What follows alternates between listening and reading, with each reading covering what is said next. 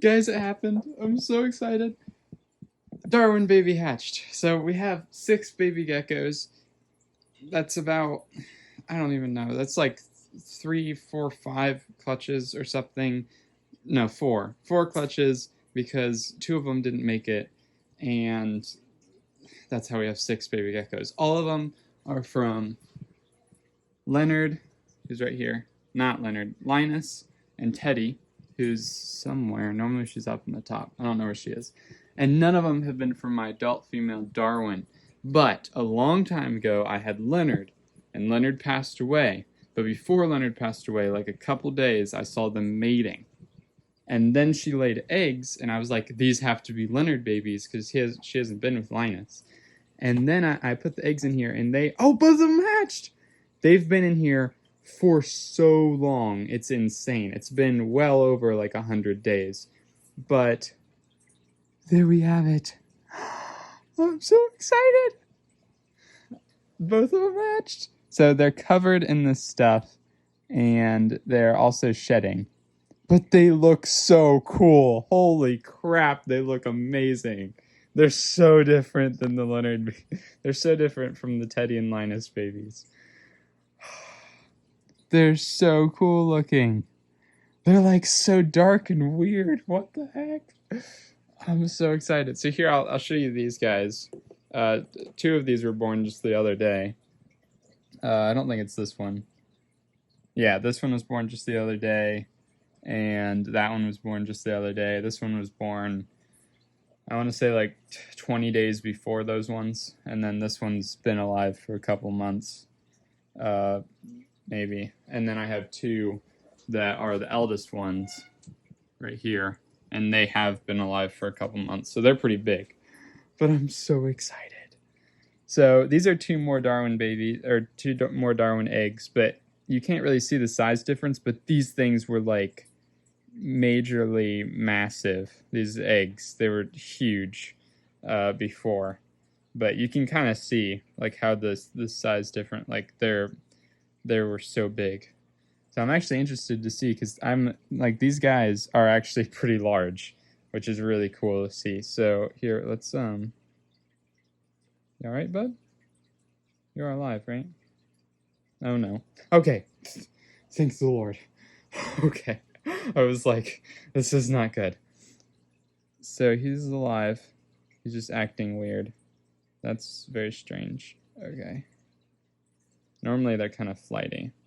Come here. There we go. He's in the middle of shedding. He is acting a little bit strange. Oh, geez. Okay. But they are pretty big. Like, I feel like their stomachs are kind of big, but they're probably still absorbing, like, yolk and whatever. So I'm going to move them into here with these guys, because these guys are all still pretty small, and then they can try to eat and whatnot. But I'm so excited about these 2. I've been waiting for so long, and I'm literally so happy. I gently sprayed off the stuff, so then they wouldn't eat it. So in here now we have 6 babies. So they're kind of lethargic, but one of them like crawled right up my arm. So this one's acting a little bit lethargic, but I think it just needs to kind of warm up and do well and everything. But as you can see, I sprayed them off to try to remove as much of the vermiculite as I could, so then they don't eat it when they're shedding. But all the other babies are doing well in here, so they should do well. But they're so different. I'm gonna have to, like, to me they're just such. They're so different. But these are 2 that I'm keeping because, like I said, they belong to my female that hasn't had any babies yet until now, and the male that passed away, unfortunately. So they're kind of special. And then I'm keeping Chris and Finnick, which are the first 2 from Teddy and Linus. So hopefully when I raise these 4 up, then I'll get, like a male and female on either side, and then I can mate them because they're not related in any way. Because these other eggs are probably fertilized by Linus, and then they're gonna be, they would. I don't want to inbreed, so this is my way of preventing that. Also, I can get more crested geckos, but for now I'm just gonna raise these 4 up and see what they turn out to be. As I said, these geckos were incubating for well over 100 days, and you can just see the size of this egg compared to a much newer egg, and it's just insane how big these eggs were. But what's really interesting is that like these two eggs, they were kind of flipped. When I dug them out, I like completely displaced them, and they seem to be doing fine so far. So it'll be interesting to see if they ever hatch. I'm not entirely sure, but I have no idea how long they were in the ground. But it was when I took down the crested gecko enclosures, I also moved them, and I didn't realize that they were there, so I just, when I was digging, I completely flipped them. I'm going to remove these. I'm going to put them into the unused gecko enclosure, and I'll like put them in the ground, and actually I'll just throw them in the back. But this will give the isopods the opportunity to eat the shell, possibly, but mostly eat the innards and stuff, because there's like a slimy goo, as you can see right there, coming from the egg, and the isopods like to eat that. So throw that back there for the circle of life or whatever. And also I want to remove that so then it doesn't mold in here. So I'll probably remove the vermiculite that was right around those, because I'm sure there's yolk on that as well. So this little guy's been having trouble shedding, so I was helping him. And this is baby skin, which I just said to myself in my room, like 12 o'clock at night. I was like, this is baby skin. And then I was like, what the heck am I doing? But no, it came off of it, so that's interesting, I guess. I'm just using these really tiny tweezers, but I was just kind of worried about it because I feel like it's kind of restricting its movement, but it hasn't been getting it off. So I would try to feed it if it had shed, but since it's not, I'm just going to put it in with the other ones. But all of its fingers are completely separated, and its tail's super thick. Also, its tail is kind of wonky. I wonder if it'll ever change, or if that's like a defect. You can kind of see. It might just be moved weird right now. But this is the one that's been lethargic, but as you can see, it really doesn't have too much trouble getting around. It's just the fact that it still has its shed that needs to finish shedding. But as you can see here, I can take the tweezers and grab parts that are just kind of hanging off. And then as it runs away, it'll all come off. Like that. So it's supposed to eat this, but I'll leave the rest on for it to bite off. But it was just having some trouble with that, so I wanted to help it. Now I think the other one's kind of managed it. I'm not sure. No, it's still shedding too, so I'll probably help it a little bit.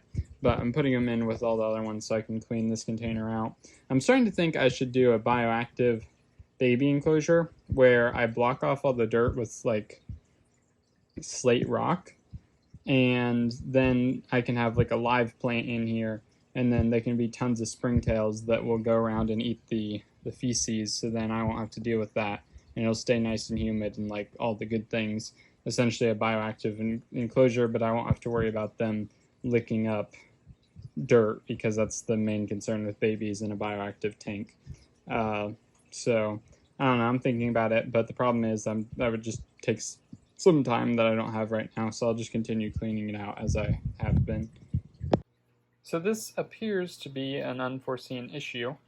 There's a bunch of feces around here that's pretty large, weirdly large for any hatchling, and we do have things that aren't exactly hatchlings in here, but there's a lot of these pieces of feces, and it looks as though they have a lot of vermiculite in them. So what I'm thinking is the two babies that hatched out, the Darwin Leonard babies, which are this one right here, and which is the lighter one, and the darker one right here, those two ate like a bunch of vermiculite, and there's some more right there, right after they hatched out, which is really odd and bad. So that could have happened during shedding, because they were shedding and then maybe they ate some, or maybe right out of the egg they ate some. but there's just a lot, and it looks like they pass it just fine. But I wanted to show you this because that is an issue that I haven't noticeably had with hatching out crested geckos in dirt. They don't seem to eat the dirt, but they do in the vermiculite. So that's an issue, obviously, and an unforeseen issue that I didn't expect or whatever. So I wanted to share that. But it's pretty evident that this isn't normal crested gecko poop, because this looks more like normal crested gecko poop, and this has vermiculite in it. Like, it's pretty obvious, I think. And here you can see the vermiculite. I mean, it looks like that. So that's an issue. I don't know what I'm going to do about it. Probably nothing, honestly, because a lot of the eggs that I have currently are then hatched in a terrarium, so it won't matter for them.